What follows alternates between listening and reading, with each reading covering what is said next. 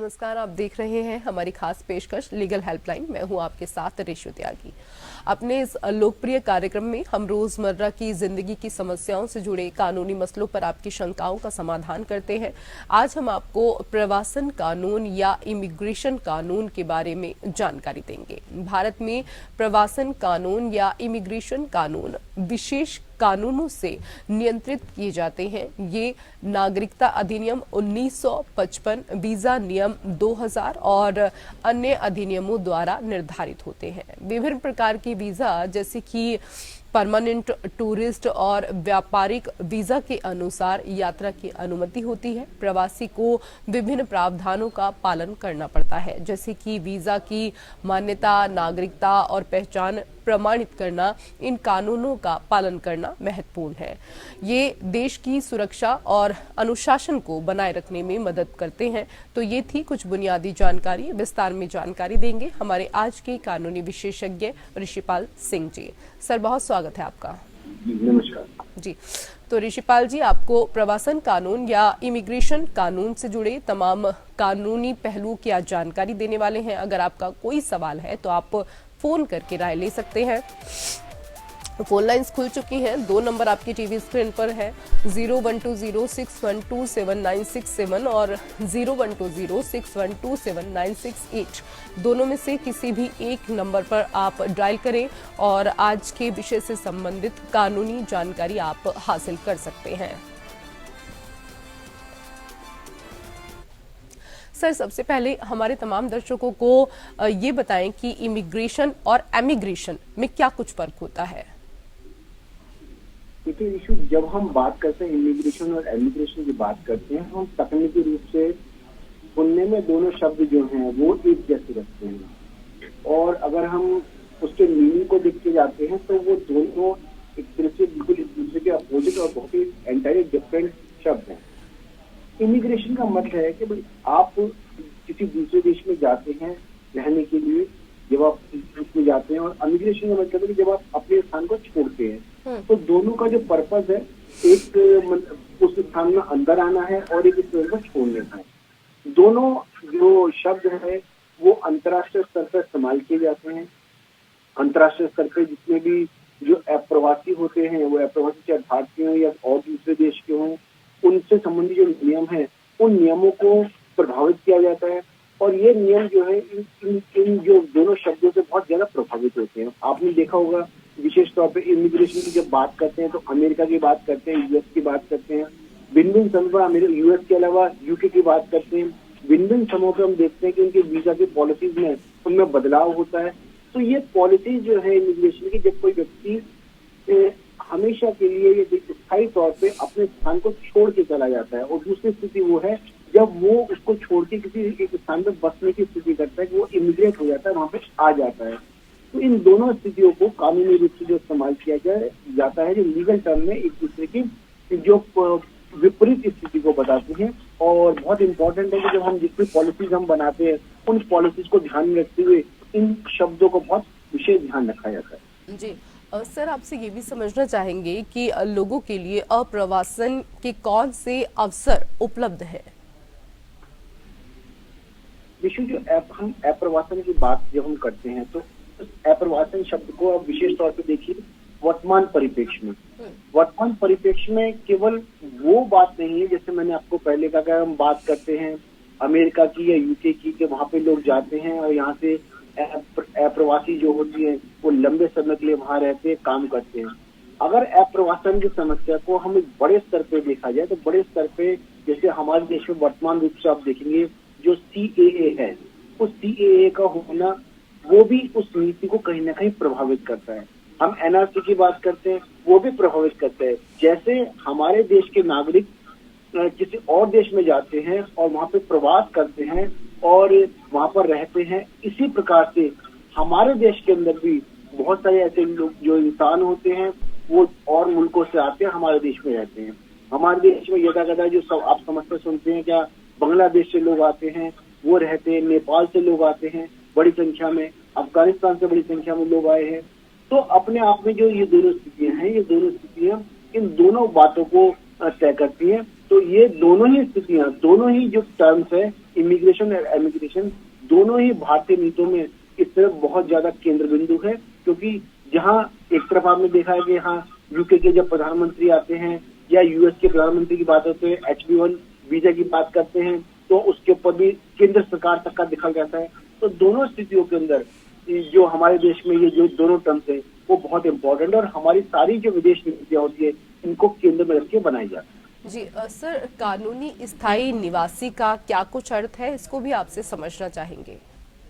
देखिए, अगर तीनों शब्द को समझते हैं, कानूनी, स्थायी और निवासी। निवासी की हम बात करते हैं तो निवासी का अर्थ है कि एक व्यक्ति जो एक मेहमान नहीं है। मेहमान का मतलब है कि जो आदमी की समझ लीजिए 2 दिन के लिए, 4 दिन के लिए, 10 दिन के लिए रहने के लिए आता है, उसको निवासी की कैटेगरी में नहीं करते, एक रेजिडेंट बोलते हैं। उस रेजिडेंट में वो स्टूडेंट वीजा पे हो सकता है, कई महीनों के लिए या कई सालों के लिए हो सकता है। अब हम बात दूसरा शब्दों के साथ जुड़ जाता है, स्थायी। जब वो निवासी स्थायी रूप से वहां पर रहता है तो जो लंबे समय से रह रहा है और इवन जीवन काल तक रह रहा है वो स्थायी निवासी होता है। और जो तीसरा शब्द इसमें जुड़ा हुआ है वो कानूनी जुड़ा हुआ है। बहुत बार ऐसा होता है कि कोई व्यक्ति निवासी होता है, ऐसा भी होता है कोई व्यक्ति काफी समय से स्थायी रूप से वहां निवास कर रहा होता है, लेकिन वो कानूनी निवासी नहीं होता।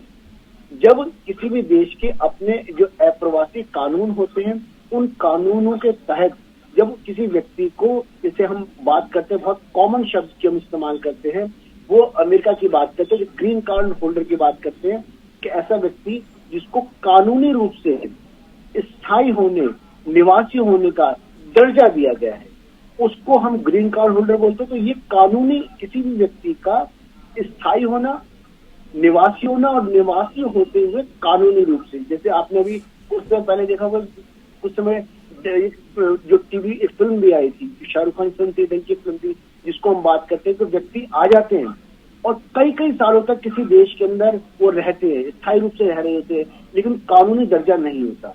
या मानिए कानूनी दर्जा होता है, समय के बाद वो कानूनी दर्जा खत्म हो जाता है, किसी और कारण से खत्म हो जाता है। जिस टर्म्स एंड कंडीशन के साथ कोई व्यक्ति रहने के लिए आया होता है, वो उस टर्म्स कंडीशन वायलेशन करता है, तो कानूनी दर्जा उनका खत्म हो जाता है। कई बार सरकारें ऐसी स्थिति होती है कि उनका कानूनी दर्जा जो है वो खत्म कर देती है।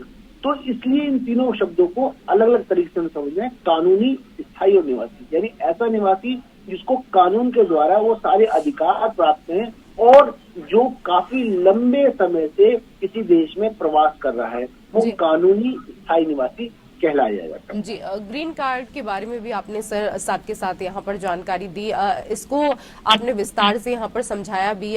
ई सत्यापन क्या है, इसको भी हम आपसे समझना चाहेंगे सर।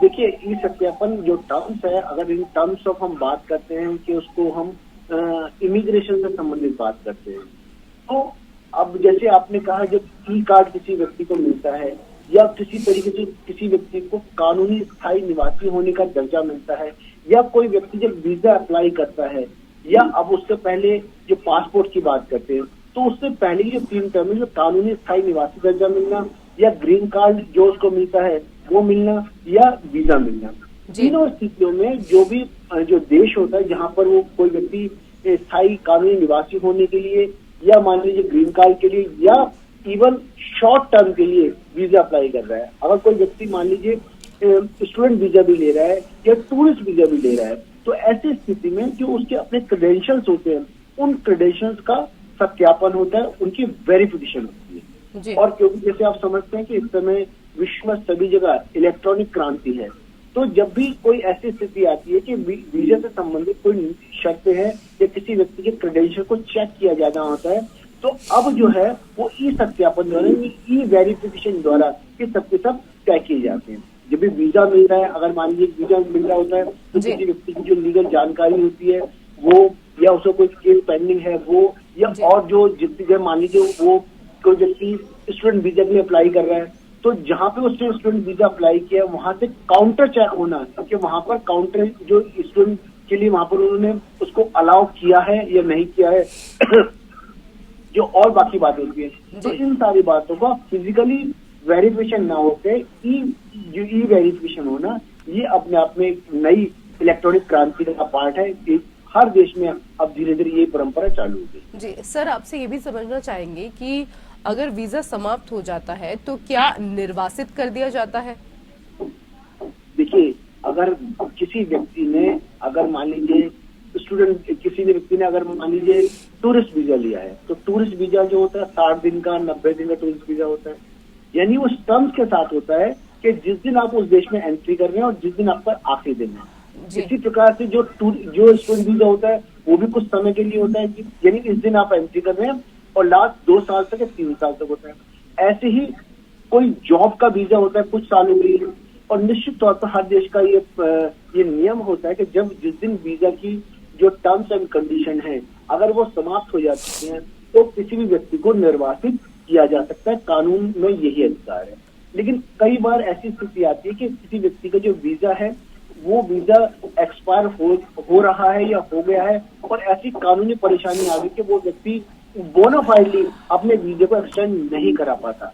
तो ऐसी स्थिति में जो है तो कानून के पास जाना पड़ता है। अगर वो जाने के बाद वहाँ की जो अथॉरिटीज होती हैं उनको लगता है कि वीजा एक्सटेंड नहीं हो सकता, तो निश्चित रूप से उनको निर्वासित किया जाता है। ऐसे बहुत सारे उदाहरण रहे हैं, चाहे अमेरिका से रहा है, यूएस से रहा है, यूके से रहा है, यूएई से रहा है, और बहुत सारे देशों से भारतीयों को भी जो है निर्वासित किया जाता है।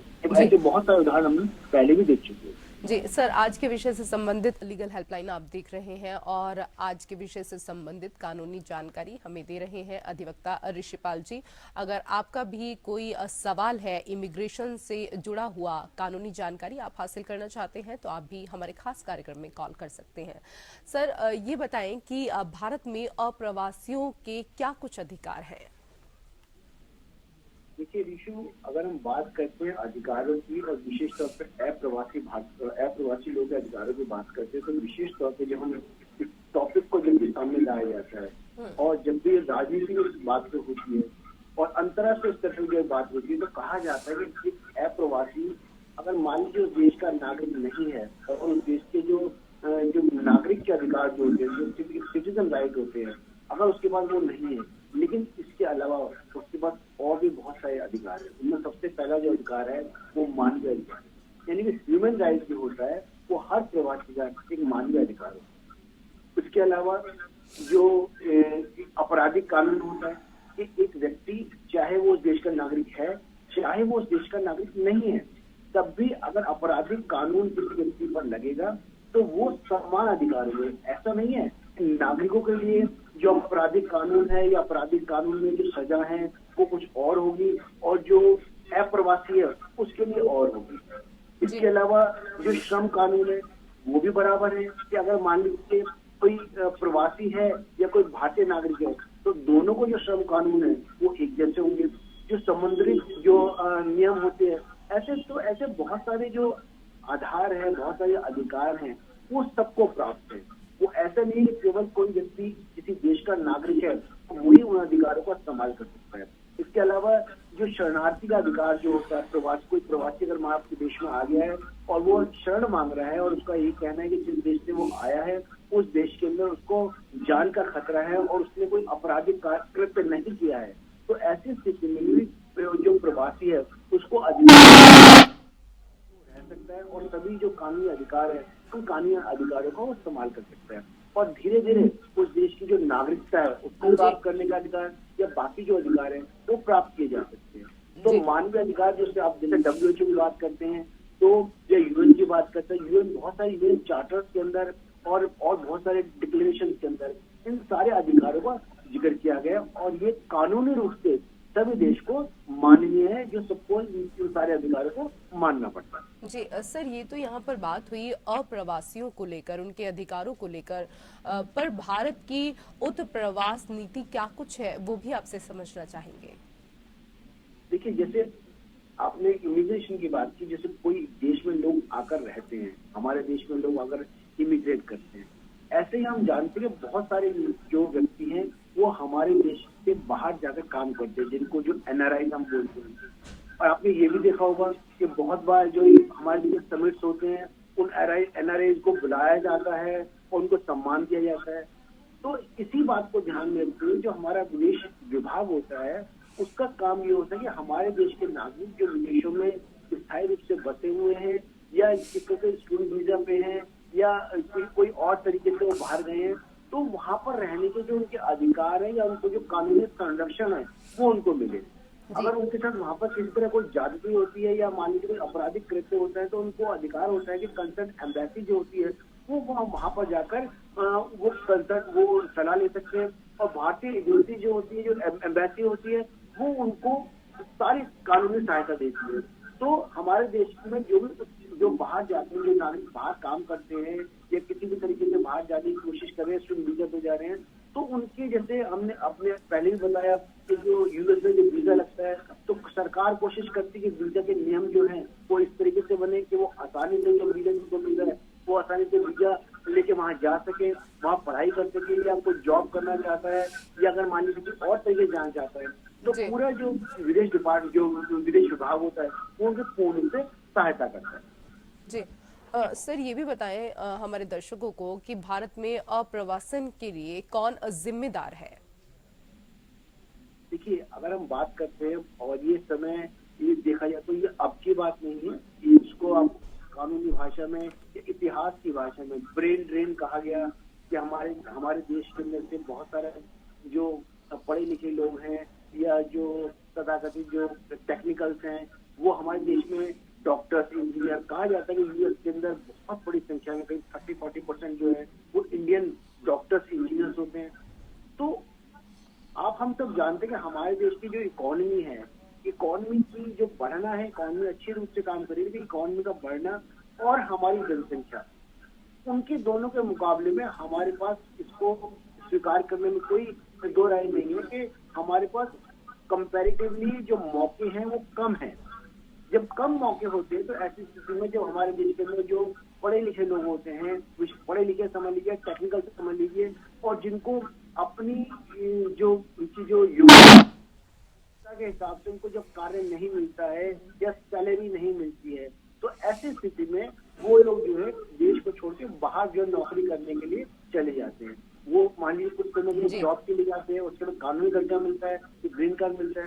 तो ऐसे ये सारे कारण होते हैं जिसकी वजह से हमारे देश के लोग जो बाहर कार्य करने के लिए जाते हैं। जी, आज के विषय से संबंधित तमाम जानकारी हमारे दर्शकों को देने के लिए आपका बहुत धन्यवाद ऋषिपाल जी। और इसी के साथ हमारे खास कार्यक्रम लीगल हेल्पलाइन में मेरे साथ फिलहाल इतना ही। नमस्कार।